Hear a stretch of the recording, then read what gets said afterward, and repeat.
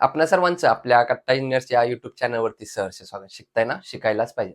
आज आपण या व्हिडिओमध्ये इंजिनिअरिंग मेकॅनिक्स या सब्जेक्टमधील सिंपल लिफ्टिंग मशीन यातील न्यूमेरिकल नंबर 4 पाहणार आहोत. In a certain machine effort was found to move a distance of 30 metre when the load move through a distance of 1.5 metre. If the machine is ideal find VR and MA of the machine. जो काही given data आहे तो आपण इथं note down करण्याचा प्रयत्न करूया. Given मध्ये काय दिलंय, effort was found to move a distance म्हणजेच काय, डिस्टन्स ट्रॅव्हल बाय एफर्ट कशाने डिनोट करतो, वाय ने. किती दिलेला आहे, 30 मीटर. नेक्स्ट काय दिलंय, when the load move through a distance of 1.5 metre, distance travel by load small X ने डिनोट करतो. किती दिलाय, 1.5 मीटर.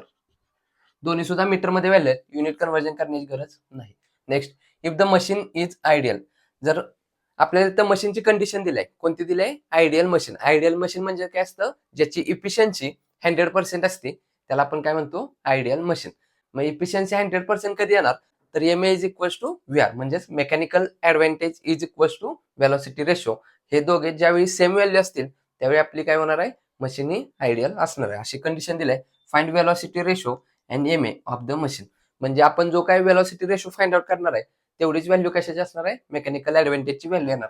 दोन्ही व्हॅल्यू जर का सेम असतील तर आपली एफिशियन्सी किती येणार आहे, 100% येणार आहे. टू फाइंड काय करायला सांगितलंय, MA अँड VR. कॅल्क्युलेट करूया.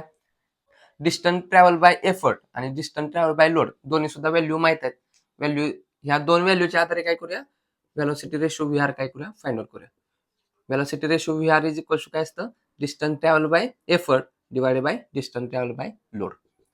किती आहे, y ची व्हॅल्यू 30 मीटर, x ची व्हॅल्यू किती आहे, 1.5 मीटर. हा metre metre get cancel, unit काय असणार आहे, unitless. 30 divided by 1.5, 30 divided by 1.5, इथे आन्सर आला आपलं 20. ह्याला युनिट नसणार कारण मीटर मीटर गेट कॅन्सल. आता आपल्याला काय सांगितलंय, मशीन कोणते आहे, आयडियल मशीन. आयडियल मशीन म्हणजेच काय असणार आहे, ज्याची इफिशियन्सी 100% असते. आणि आयडियल मशीन साठी इक्वेशन काय असतं, MA is equal to VR.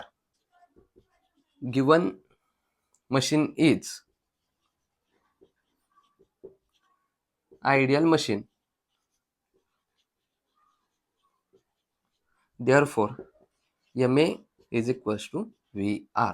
therefore MA is equals to काय असणार, VR ची व्हॅल्यू किती फाइंड आउट केली, 20.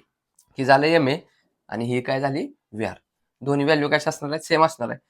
आपण इफिशियन्सीच्या इक्वेशन मध्ये जर काही व्हॅल्यू पुट केल्या, इफिशियन्सीचं इक्वेशन काय असतं, MA divided by VR into 100.